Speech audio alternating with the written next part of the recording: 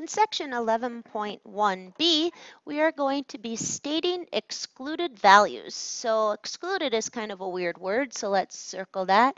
When we talk about things being excluded, we talk about them being left out. And so we're trying to decide what values need to be left out when we're working with fractions. And so our objective is basically to determine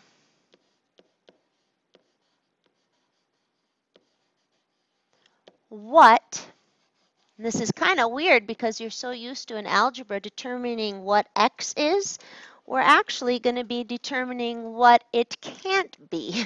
So we're going to be determining what the variable, and I said x, but it can be any variable,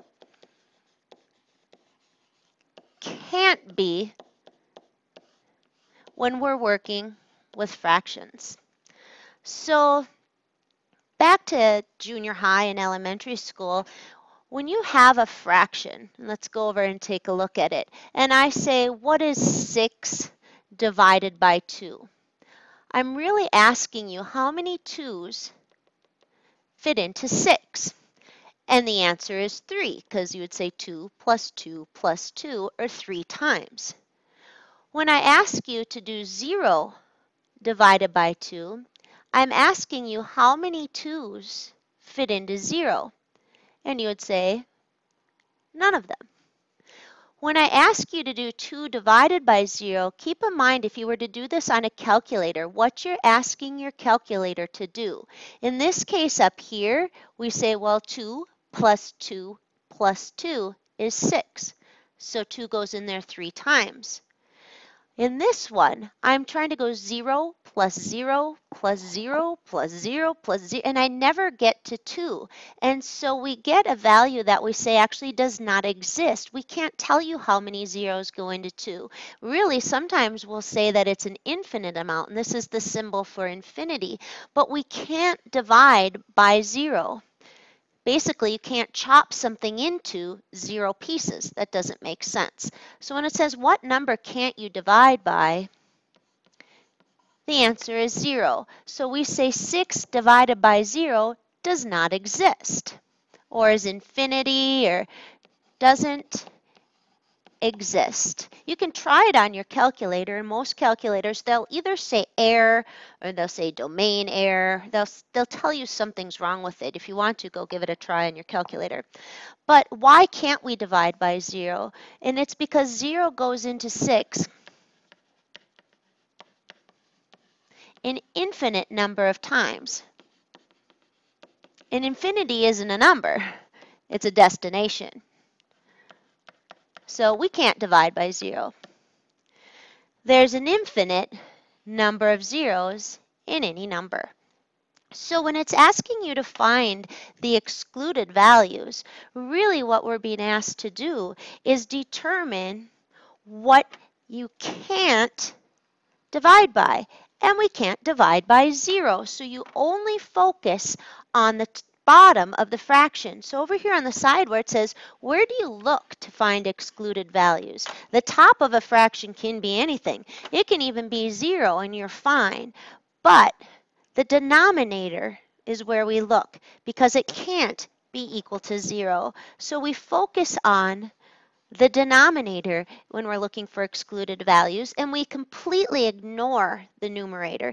So if the only question is, what are the excluded values? Don't even look at the top. You go right to what's on the bottom, and you determine what value makes that equal to 0. And you would say, well, I know 6x, I'm going to set equal to 0.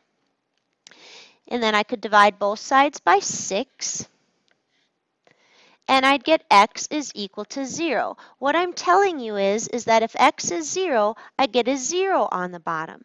But remember, we're looking for excluded values, so I'm saying that x actually can't be 0. So the excluded value, sometimes you'll see it in set notation, is 0.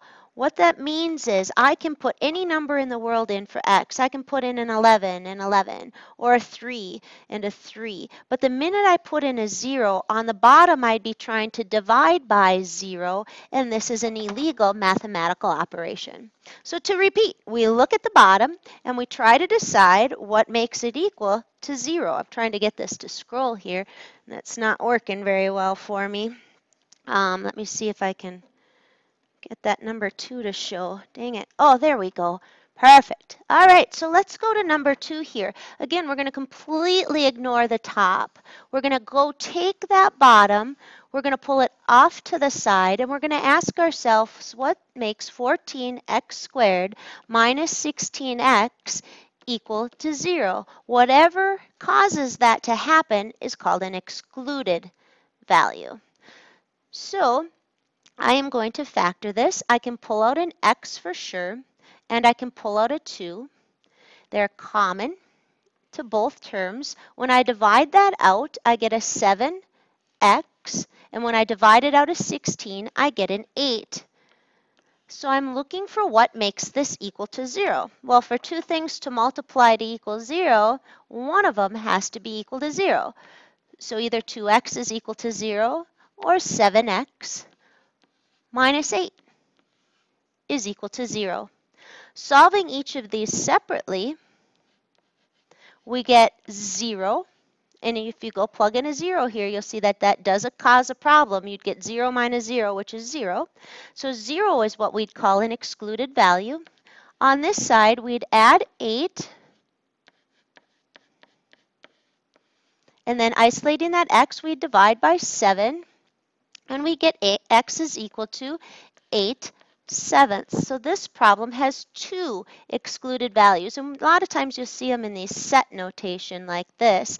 These are the two values that x can't be in this problem, because if they were, I'd end up dividing by zeros. So in the next question, it says, when do you find excluded values? And the answer to that is after you factor, but before you simplify. So when you're working on simplifying an equation, so up here, these say find the excluded values only, but let's suppose it said to simplify the entire thing. So we're going to kind of tweak these directions here, and suppose it said to simplify. So you go in here, and you know that you can't start canceling because of the addition and subtraction that you've got going on, but you are going to factor the top. And in the top, you would have a 5x that can come out of each term. Actually, even bigger than that, duh. You'd have a 20x that can come out. Sorry about that. And you'd have an x minus 2. And in the bottom is an x minus 5.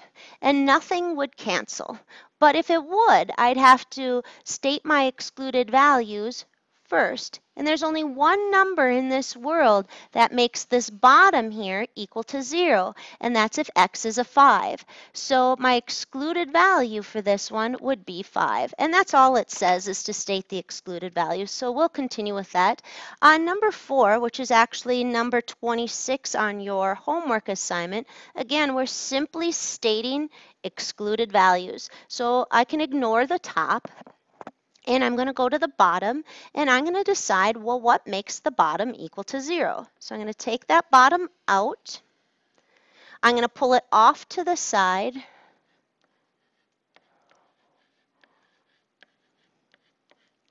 And I'm going to determine what would cause that to equal 0.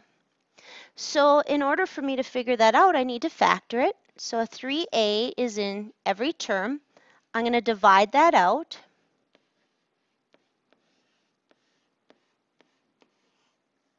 And then the remaining piece right here factors farther.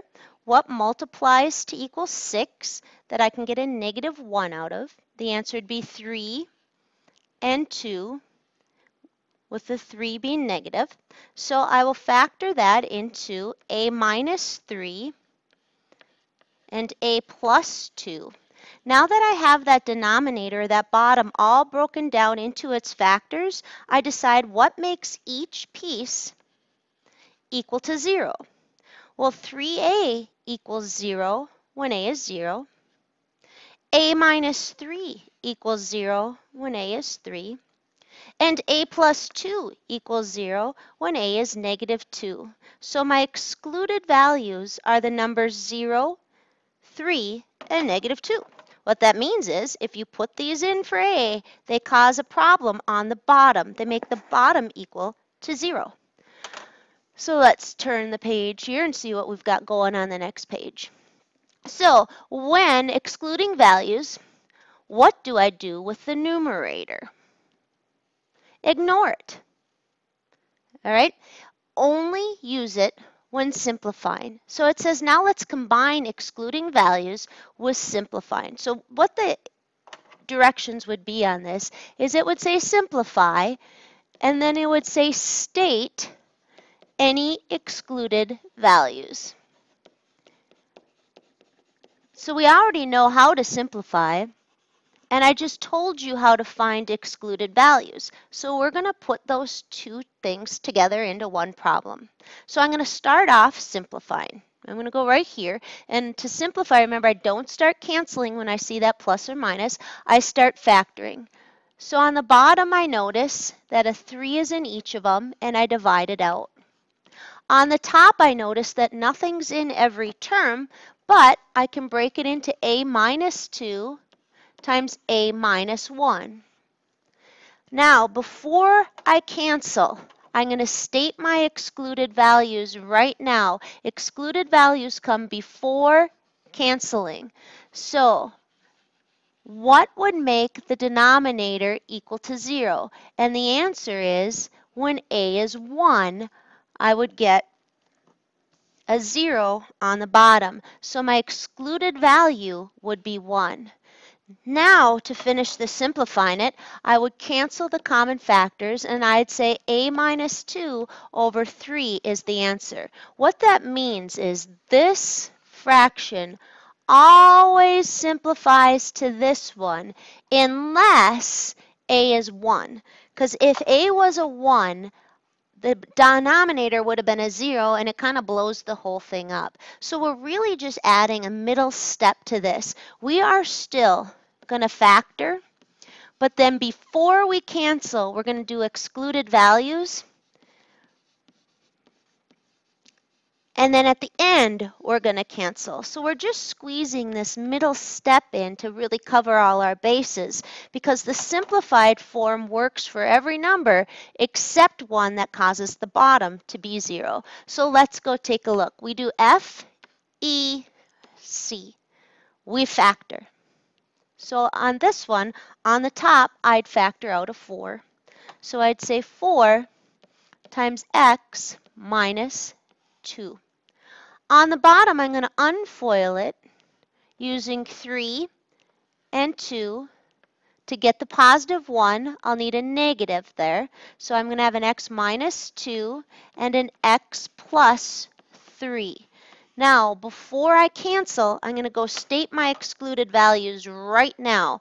The excluded values come in before canceling. So my excluded values are anything that cause the denominator to be equal to 0. And the denominator's already factored.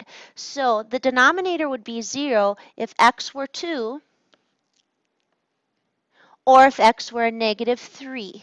So we call those excluded values.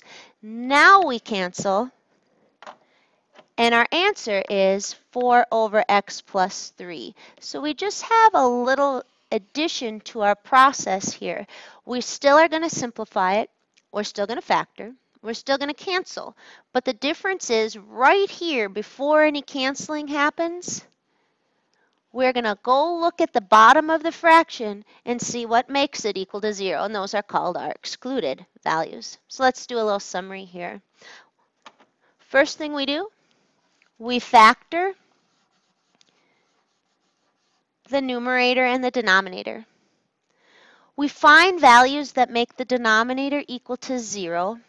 These are called our excluded values. All right, this right here is mainly what you're going to be doing on your worksheet. And then we cancel common factors. So in 11.1a, we did step 1 and step 3. So our only addition again is that we're just going to be practicing finding these excluded values now. All right, so that's the end of it. Your assignment is 11.1b, and you skip all the circled problems. So you only do the ones that aren't circled. Have a good one.